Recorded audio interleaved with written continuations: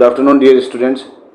JEE और NEET के section के अंदर, नीट और CUET की सेक्शन के अंदर जो केमिकल काइनेटिक्स का रिमेनिंग आधा पार्ट या उससे भी कम जो पार्ट है उसका मैं वीडियो भी ये बना देता हूँ। Important direct to the concept बताऊँगा आपको, ठीक है, जहाँ से क्वेश्चन बनते हैं, भरमार क्वेश्चन बनते हैं। देखो, सबसे पहले आपको क्या ध्यान में रखना है कि आपके यहाँ से ये जो रेट है आपके जीरो ऑर्डर, ये यहाँ पर जीरो है, आपके यहाँ पर फर्स्ट है, ये जीरो ऑर्डर की रेट का एक्सप्रेशन, फर्स्ट का एक्सप्रेशन, इस पर क्वेश्चन आते हैं, इंटरलिंकिंग बेस्ड क्वेश्चन आते हैं। उसके बाद में आपको ये ध्यान में रखना है ये इक्वेशन जो है ये जीरो ऑर्डर की, फर्स्ट ऑर्डर की, जिसमें फर्स्ट ऑर्डर की बहुत इंपॉर्टेंट है। उसके बाद में इनका हाफ लाइफ पीरियड, ये भी इंटरलिंकिंग वाले क्वेश्चन में लिंक करने के काम में आते हैं, और इनकी यूनिट्स ये आपको ध्यान में रखनी है, ठीक है। इसके बाद में देखो आपके ये जीरो ऑर्डर की इक्वेशन है, इतनी ज़्यादा कोई इंपॉर्टेंट नहीं है, बट आपको उसको पढ़ के जाना है। एनसीईआरटी की एक चीज़ इंपॉर्टेंट है ना। तो आपके शुरू फर्स्ट ऑर्डर की जो रिएक्शन है इसके अंदर हाइड्रोलाइसिस ऑफ एस्टर है, तो उस एस्टर के अंदर वाटर को मिक्स करते हैं तो ये एसिटिक एसिड और एल्कोहल बनाता है। तो इसके अंदर ये जो ग्लूकोज है, जो रिएक्टेंट है ग्लूकोज, इसके रेस्पेक्ट में फर्स्ट ऑर्डर की होती है और वाटर के रेस्पेक्ट में जीरो ऑर्डर की होती है, यानी कि इसकी कॉन्सेंट्रेशन पे जो है वो इतना कोई इफेक्ट नहीं पड़ता। उसके बाद में देखो आपकी ये जो इंडेक्स क्वेश्चन है ये इसी पर बेस्ड है, फर्स्ट ऑर्डर पर बेस्ड है, इसको आपको करके जाना है। उसके बाद में देखो इंपॉर्टेंट जो चीज़ है वो आपकी क्या है,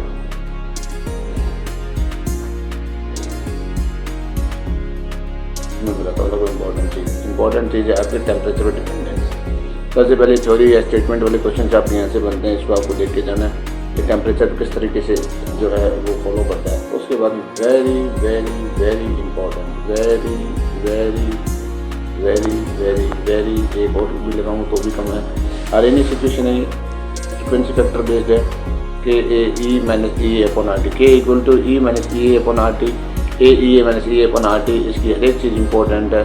आपके ये जो है EA बहुत ज़्यादा पूछता है इसके अंदर, ROT तो कांस्टेंट है, बट EA की जो वैल्यू है ना वो सबसे ज़्यादा जो है वो पूछी जाती है। इसमें EA की जो आपके रिएक्शन है वो बहुत ज़्यादा पूछी जाती है। जीरो ऑर्डर रिएक्शन के अंदर मैंने ये बोला कि जो जीरो ऑर्डर रिएक्शन होती है वो मल्टी स्टेप होती है, ये ध्यान में रखना है आपको, है ना, ये आपको बहुत ज़्यादा ध्यान में रखना है। उसके बाद में आपके जो टेम्परेचर बेस्ड जो आपके EA की जो वैल्यू जो है वो पूछी जाती है, उस पर अलग अलग तरह के न्यूमेरिकल्स इस बुक के इंडेक्स क्वेश्चन में भी दे रखे हैं और पीछे भी दे रखे हैं।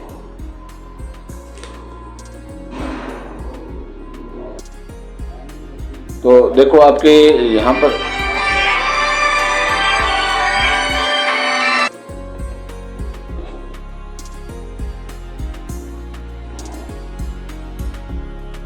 देखो, अब आपके जो यहाँ से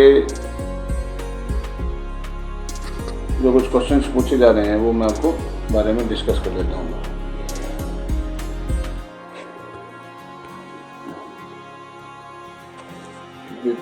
स्लाइड नहीं उठा रहा, थोड़ा सा स्लाइड कर लो।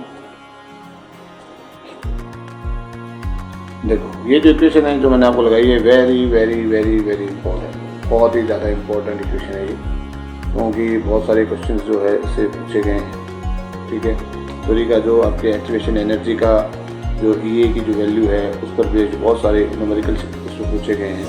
एक ग्राफ जो है इसको भी आपसे पूछा गया है, ये रिएक्शन कोऑर्डिनेट ग्राफ जो है, ये पोटेंशियल एनर्जी का रिएक्शन कोऑर्डिनेट ग्राफ है, इस पर बेस्ड जो क्वेश्चन पूछे गए हैं। इस क्वेश्चन के अंदर जो है डायरेक्ट पूछी जाती है डेल H की वैल्यू बताओ, आपके चेंज इन एंथैल्पी की वैल्यू बताओ। तो चेंज इन एंथैल्पी के वैल्यू जो है अपन आपके यहाँ पर कोई रिएक्टेंट दे देंगे, इधर की वैल्यू दे देंगे, फिर मैनेज करके उसकी एक्टिवेशन की एनर्जी को अपन निकालेंगे, ठीक है। तो यहाँ से ये क्वेश्चन पूछे गए। एक क्वेश्चन जो पूछे गए हैं आपके EA की जो इक्वेशन है, अब इसी इक्वेशन को आगे जाकर जो है कन्वर्ट करेंगे, तो उस इक्वेशन के अंदर मैं बताता हूँ कि आपकी इक्वेशन जो आपके आगे आएगी, इसके अंदर ये ग्राफ के अंदर देखो थ्योरी से रिलेटेड जो क्वेश्चन पूछे गए हैं आपके यहाँ से पूछे गए हैं। मोस्ट प्रोबेबल काइनेटिक एनर्जी का आपके यहाँ से पूछा गया है ना, तो इसको आप थोड़ा सा ध्यान में रखना, बहुत इंपॉर्टेंट है। इस पैराग्राफ की थ्योरी जो है इंपॉर्टेंट है, स्टेटमेंट फॉर्मेट के अंदर से पूछा जा सकता है, इंपॉर्टेंट है। दूसरा कि किसी भी रिएक्शन का टेम्परेचर 10 डिग्री बढ़ा दें तो 2 टाइम्स हो जाती है ना, एक वो है, तो इसका ग्राफ भी ये है, ये इंपॉर्टेंट है, ठीक है। उसके बाद में जो सबसे ज़्यादा इंपॉर्टेंट इक्वेशन है वो ये है। अब ये जो इक्वेशन है, इस इक्वेशन के क्या करता है कि फर्स्ट ऑर्डर की जो रिएक्शन होती है ना, उस फर्स्ट ऑर्डर के रिएक्शन को इस इक्वेशन से क्या करवा लेता है, कंपेयर करवा लेता है। और कंपेयर करवा कर ये क्या करता है कि ई ए की वैल्यू को फाइंड आउट करवाता है। इसको ध्यान रखना बहुत इंपॉर्टेंट है। इस इक्वेशन को फर्स्ट ऑर्डर के रिएक्शन के साथ में कंपेयर करवाता है और कंपेयर करवा कर उसके बाद में आपके ई ए की वैल्यू को ये फाइंड आउट करता है, ठीक है ना। अब ये जो ग्राफ है ये ई ए वाले ये इसी इक्वेशन पर बेस्ड है। मैं बारी बारी कह रहा हूँ, ये इक्वेशन वेरी वेरी इंपॉर्टेंट है, सारी इसी इक्वेशन से जनरेट हुई हुई है। तो अब इसने जैसे K1 जो है उसकी वैल्यू के लिए ये एक इक्वेशन दी है, K2 के लिए इसने ये इक्वेशन दी है। लगभग आपके सारे कांस्टेंट दिखाई दे रहे हैं, आपको R कांस्टेंट दिखाई दे रहा है, ठीक है। ln A जो है वो उसकी भी कोई ना कोई वैल्यू होगी, वो भी कांस्टेंट होगा।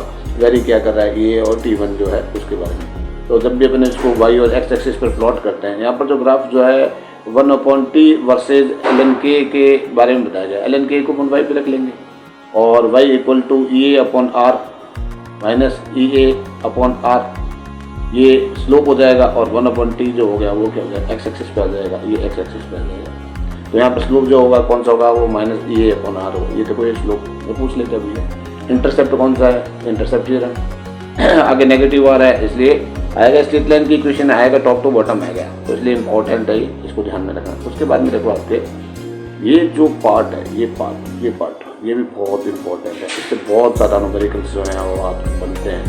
इन न्यूमेरिकल्स को कुछ नहीं, सेकंड इक्वेशन को फर्स्ट इक्वेशन में से माइनस करके इस इक्वेशन को जनरेट कर लिया। ये जो इक्वेशन है चाहे इस फॉर्मेट के अंदर हो, चाहे इस फॉर्मेट के अंदर हो, चाहे इस फॉर्मेट के अंदर हो, तीनों ही फॉर्मेट के अंदर क्या इंपॉर्टेंट है। यहाँ पर एल को लेकर ली गई है, आपके यहाँ लॉग को लेकर ली गई है। तो जब दोबारा अपन लॉग और एल लेके जब अपन ग्राफ प्लॉट करते हैं, देखो आपने यहाँ पर ग्राफ जो अपन एल को लेके जो है प्लॉट किया है, जब अपन ग्राफ को वैसे प्लॉट करेंगे लॉग के फॉर्मेट में तो कहना है 2.303 जो है वो मल्टीप्लाई होगा। बस उसको ग्राफ में ध्यान में रखना है, आप थोड़ा दिमाग खुला रखें, उसको ध्यान में रखें। अब इसी पर बेस जो है ये न्यूमेरिकल है, ये बहुत इंपॉर्टेंट है।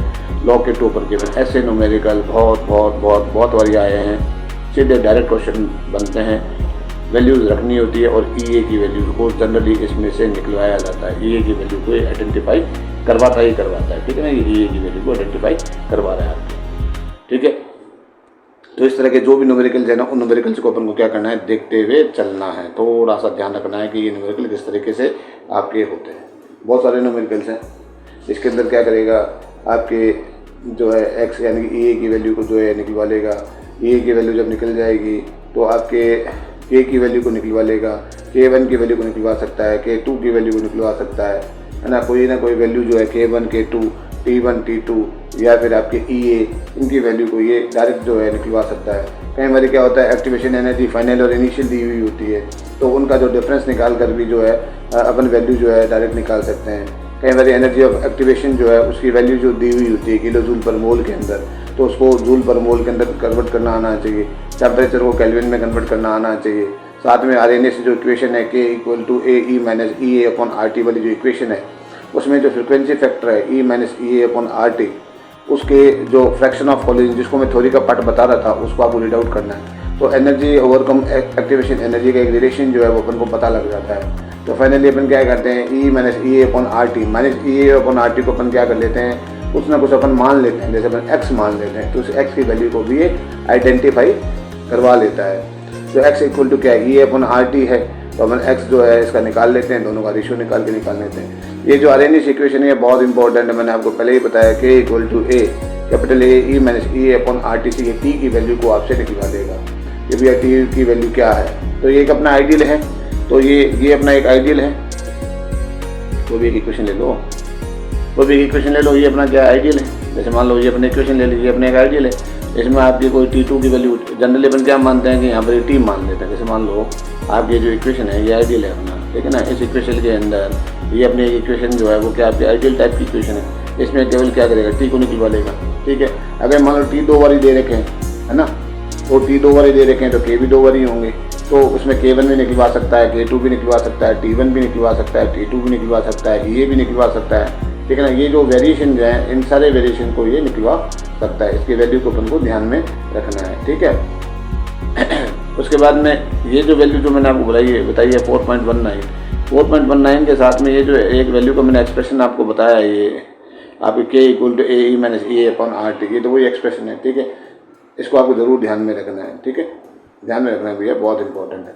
कई बार क्या करता है, ये जो इक्वेशन का जो फॉर्मेट अपने ले रखा है, ये जो इक्वेशन का फॉर्मेट अपने ले रखा है, इसके अंदर ये जो ln K है ना, या फिर कई बार अपन ने इन दोनों इक्वेशन का फॉर्मेट जो ये ले रखा है, ln k2 अपन k1 कर सकता है, सपोज दैट ये कर रखा है अपन ने, ठीक है। इसमें ln k2 अपन k1 की डायरेक्ट वैल्यू दे देता है अपन को, और फिर बोलता है ये की वैल्यू बताओ, अभी अपन निकाल सकते हैं, उसमें कोई दिक्कत नहीं है, कोई दिक्कत नहीं आती है इसमें, ठीक है।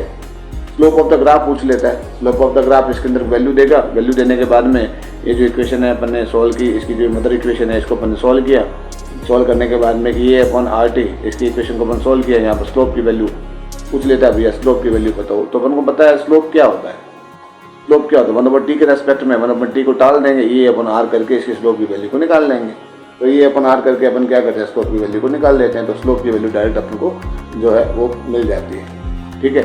और फिर स्लोप की वैल्यू को मेरे बाद में सेकंड ऑप्शन में एक्टिवेशन एनर्जी में डिवाइड करके के भी वैल्यू निकलवा लेता है, तो वो भी अपन निकाल लेते हैं। फाइनली क्या होगा कि किसी इक्वेशन को जो कोई भी कोई रिएक्टेंट है और कोई किसी प्रोडक्ट में कन्वर्ट हो रहा है, जैसे इस इक्वेशन के अंदर कोई सपोज दैट आपके रिएक्टेंट है, ये HI वाला ले लो, ये रिएक्टेंट है किसी न किसी प्रोडक्ट के अंदर कन्वर्ट हो रहा है और किसी कैटलिस्ट की आवश्यकता है, तो अपन क्या करेंगे कि एक ही इक्वेशन को अपन ने अलग अलग टेम्परेचर पर लिया, तो अलग अलग टेम्परेचर पर लेंगे तो उनकी वैल्यू जो होगी वो K1 और K2 अलग होगी। तो अगर मान लो मैंने कोई टेम्परेचर 700 केल्विन ले लिया, तो अगर मैंने इसको K1 मान लिया तो इसलिए K1 की वैल्यू अलग होगी। दूसरा मैंने उसी रिएक्टेंट को 500 केल्विन पर ले लिया, ठीक है, 500 केल्विन पर लेंगे तो उसकी जो K2 की वैल्यू होगी वो अलग होगी। मैंने वहाँ पर कैटलिस्ट यूज़ कर लिया है। अगर आप उनको क्वेश्चन में दे दें कि दोनों ही बराबर है, K1 = K2 बराबर है, तो अपन क्या करेंगे, इन दोनों इक्वेशन को, ये जो दो अलग अलग इक्वेशन है अपने जो अपने बना रखी है, एक तो अपन ने यहाँ देखो ln K1 E1 RT1 ये है, और दूसरा ln K2 EA/R2, यानी कि 4.20 और 4.22 इन दोनों को इक्वल कर देंगे। जब अपन इन दोनों को इक्वल करेंगे तो क्या हो जाएगा, EA/RT1 ln A और EA/RT2 प्लस ln A, ये अपन को मिलेगा। फिर अपन क्या करेंगे, A को हटा देंगे, ln को हटा देंगे, तो ये क्या बच जाएगा आपके EA1T1 = EA2T2। ये एक इंपॉर्टेंट फार्मूला बनता है, इसको आप ध्यान में रखना। इन दोनों इक्वेशन को कंपेयर किया है, कब कंपेयर किया है, जब इसने क्या किया है कि K1 और K2 को बराबर माना है। जब K1 K2 बराबर होंगे तो ये दोनों कट जाएंगे, ये दोनों एक दूसरे के बराबर हो जाएंगे। बराबर होने के बाद में अपन क्या करेंगे, इसका एंटी लॉग या लॉग ले रखा है तो ln A से कट जाएगा, EA/RT1 = EA/RT2, माइनस से माइनस कट जाएगा, ये दोनों बराबर कट जाएंगे। अब आपको अगर मान लो एक्टिवेशन एनर्जी जो है दे रहा है, अगर इन दोनों की एक्टिवेशन एनर्जी आपको दे दे, कोई दिक्कत नहीं है, एक्टिवेशन एनर्जी को आप रखो, या फिर एक की एक्टिवेशन एनर्जी को देगा, दूसरे वाले को पूछ लेगा, पूछ लो, कोई दिक्कत नहीं है, टेम्परेचर दे देगा, अपन को निकाल लेंगे, आर की वैल्यू अपन को पता होती है। तो ये इंपॉर्टेंट तरह की एक रीजनिंग होती है, इसलिए इंपॉर्टेंट है भैया, ये बहुत मदर इक्वेशन बहुत इंपॉर्टेंट है, मैं बारी बारी कह रहा हूँ, इससे रिलेटेड जो है क्वेश्चन आए हुए हैं। एक केस ऐसा होता है, सीधा आपको क्या करेगा, K2 और K1 की वैल्यू दे देगा, ठीक है, और सीधा ही क्या करेगा, ऐसे करके EA की वैल्यू निकालेगा, निकाल देंगे। ये जो इक्वेशन है K = A E-EA/RT, इस पर क्या करेगा कि इसने ये एक वैल्यू ले ली, ठीक है, दूसरी इसने एक इक्वेशन और बना ली, K' = A E-E-A/RT, कौन ये पे डैश लगाया, ठीक है। फिर इन दोनों का रेशियो ले लिया, दोनों का रेशियो लेने पर इसको सॉर्ट आउट करेगा, सॉर्ट आउट करने पर क्या हो जाएगा, EA' - EA/RT बन जाएगा, ठीक है, और ln की वैल्यू इधर होगी। अब EA' - EA का डिफरेंस अगर अपन को निकालना है तो सारी वैल्यू अपने पास में ln 10⁻6 इसको अपन सोल्व कर सकते हैं। 6 ln 10 की वैल्यू कितनी होती है, 1 होती है, तो ये क्या हो जाएगा आपके 6 हो जाएगा, और 2.303 से मल्टीप्लाई कर देंगे। आर की वैल्यू अपन को पता है कितनी होती है, टी की वैल्यू अपन को गिवन होगी, उसके हिसाब से अपन इसको निकाल देंगे। और इस इक्वेशन के अकॉर्डिंग अपने log K = log A है ना, ln को अपन ने किस में कन्वर्ट कर दिया, मैंने आपको बोला इसमें अपन ने कन्वर्ट कर दिया, ठीक है ना। इसके बेसिस पर भी अपन क्या कर सकते हैं कि बहुत सारी चीज़ें जो है वो निकाल सकते हैं। क्या निकाल सकते हैं, इससे अपन को एक ही बात समझ में आती है, ये जो स्लोप होगा वो अगर लॉग के फॉर्मेट में ले रहे हैं तो यहाँ पर हो जाएगा -EA/2.303R। ये मैंने बताया आपको, आपके ऐसे सिंपल क्वेश्चंस जो आते हैं तो अपन को यहाँ पर स्लोप की जो वैल्यू है उसको ध्यान में रखना है, क्योंकि ये ln ले रखा है इसलिए ऐसा है। अगर इस ln की जगह लॉग लेगा तो r के साथ में नीचे 2.303 जो है वो मल्टीप्लाई हो जाएगा।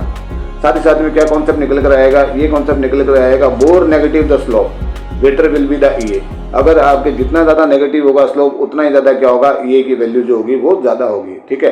तो अपन को इंक्रीजिंग या डिक्रीजिंग ऑर्डर जो है वो आपके ABCDE करके जो है निकलवा सकता है। 3-4 तरह के ग्राफ देगा, उसके हिसाब से अपन को निकालना पड़ेगा। तो कॉन्सेप्ट क्या निकल कर आएगा, जितनी ज़्यादा EA की वैल्यू होगी स्लोप उतना ही ज़्यादा नेगेटिव होगा, ये अपन को ध्यान में रखना है, ठीक है।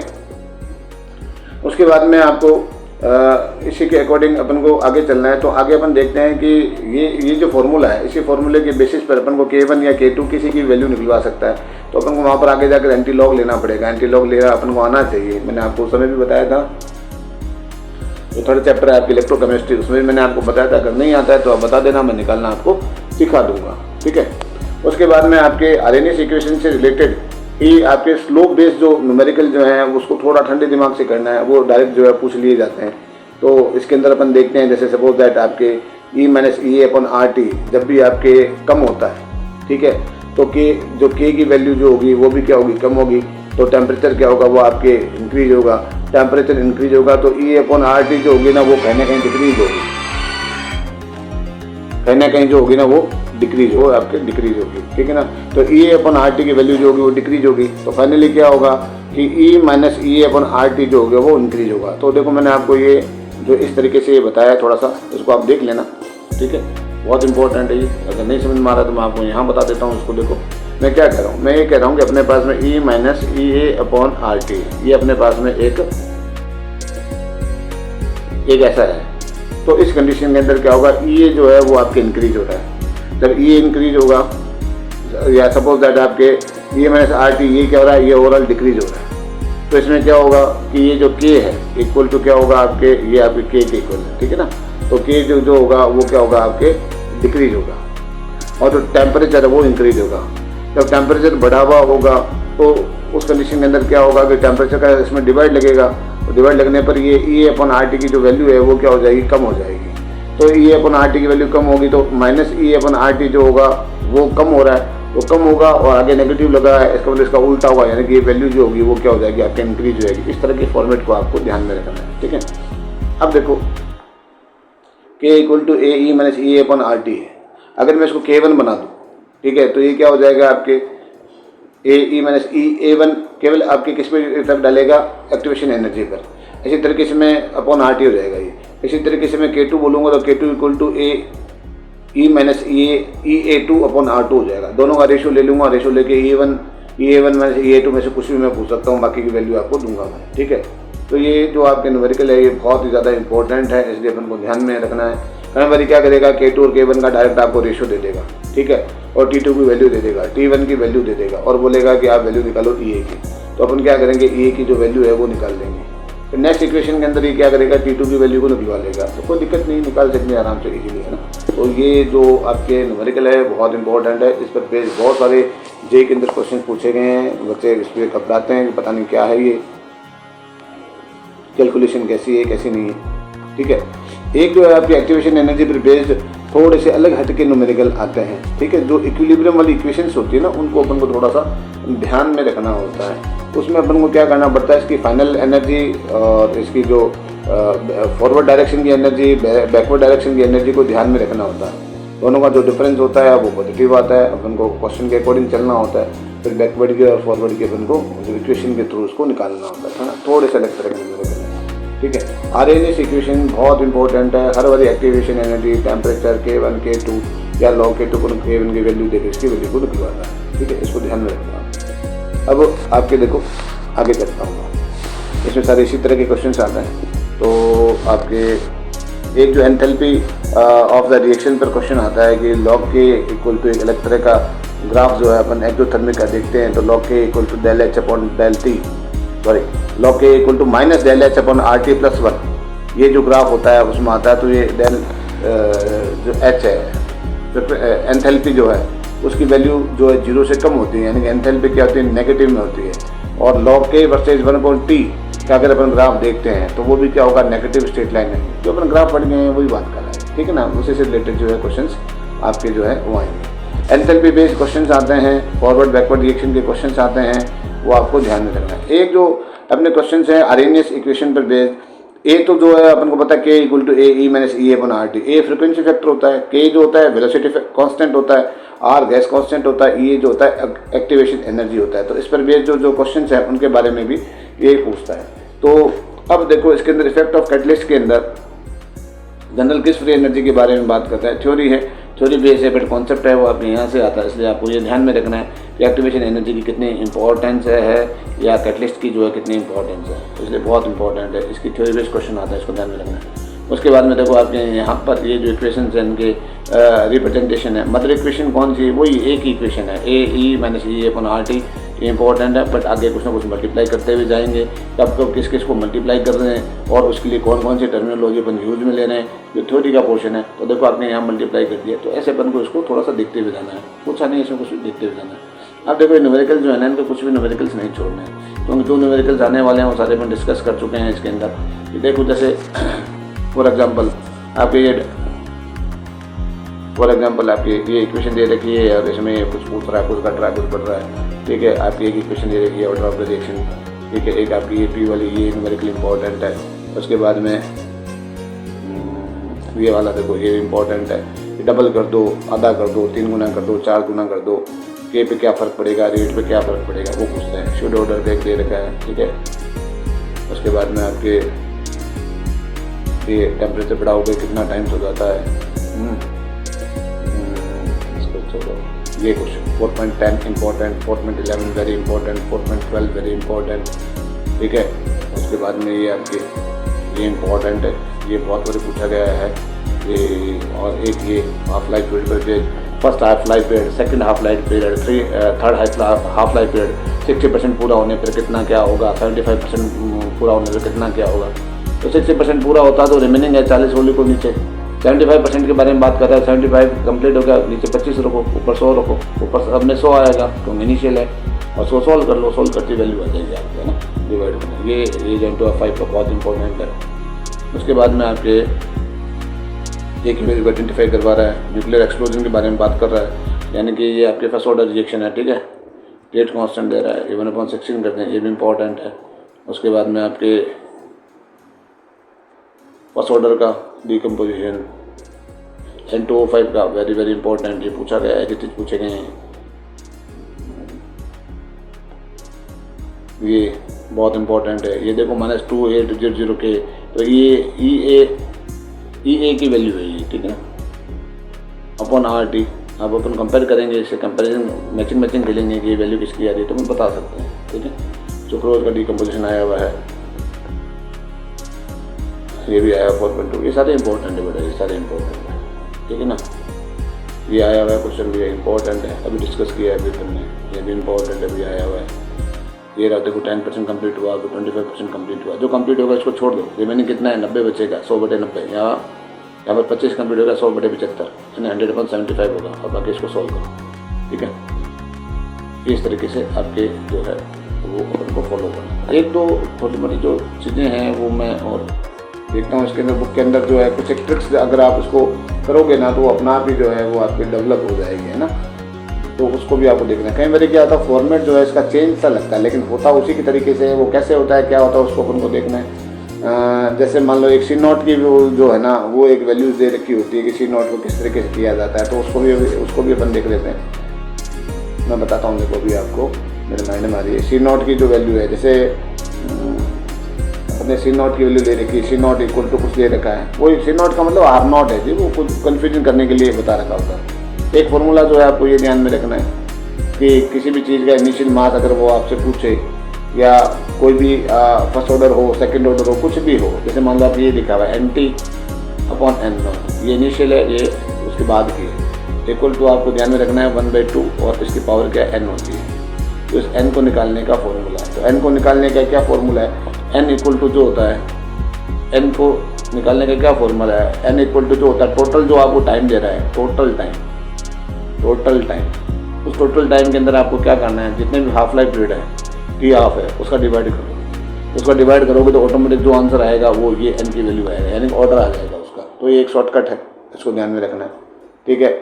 अगर आपसे इनिशियल मास पूछा जा रहा है यानी कि R0 पूछा जा रहा है, ठीक है, तो आप ये ध्यान में रखना। एक और है कि R0 पूछा जा रहा है तो R इक्वल टू क्या हो जाएगा आपके R0 और जो भी 2 की पावर n है उसका अपन डिवाइड करेंगे 2 की पावर n का, तो एक फार्मूला और हो जाएगा, तो आपसे R की वैल्यू जो है वो आइडेंटिफाई हो जाएगी। ये छोटे मोटे ट्रिक्स हैं, इनको आप थोड़ा सा ध्यान रखें, ठीक है। I think enough for today, we shall be meeting in next class. I hope very very important question हैं, इनको ज़रूर देख के जाएँ, ज़रूर देख के जाएँ। नहीं तो सर के बाल खींचोगे कि सर आपने पहले ही पढ़ाया था, हमने देखा नहीं या हमें पता नहीं लगा। बट ये बहुत इंपॉर्टेंट है डियर स्टूडेंट्स, आप इसको ज़रूर देख के जाएँ। है वेरी थैंक यू।